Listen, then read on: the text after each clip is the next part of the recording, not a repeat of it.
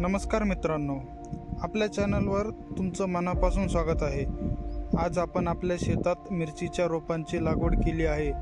योग्य अंतर, योग्य पद्धत आणि सुरुवातीची काळजी कशी घ्यायची याची संपूर्ण माहिती या व्हिडिओमध्ये तुम्हाला मिळणार आहे, त्यामुळे हा व्हिडिओ शेवटपर्यंत नक्की पहा।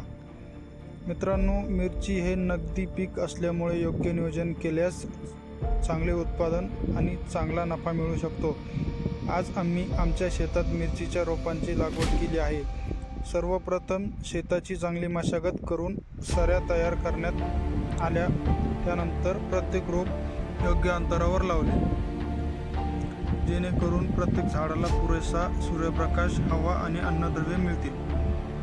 रोपे लावताना प्रत्येक रोपांची मुळे व्यवस्थित मातीने दाबून बसवली, त्यामुळे रोप लवकर स्थिर होते आणि वाढ चांगली होते।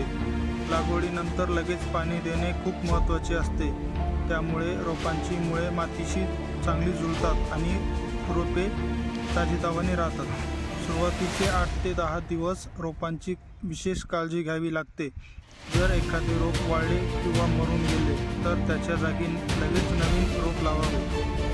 तण नियंत्रण वेळेवर करणे, आवश्यकतेनुसार खतांचा वापर करणे आणि रोग किडीवर लक्ष ठेवणे हे देखील तितकेच महत्त्वाचे आहे। जर सुरुवातीपासून योग्य व्यवस्थापन केले तर मिरचीचे पीक भरघोस उत्पादन देते आणि बाजारभाव चांगला मिळाल्यास शेतकऱ्याला चांगला आर्थिक फायदा होऊ शकतो।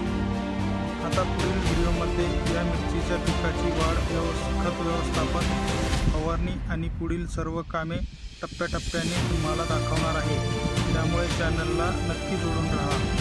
तर मित्रांनो, आजच्या व्हिडिओमध्ये आपण मिरचीच्या रोपांची लागवड कशी केली पाहिले।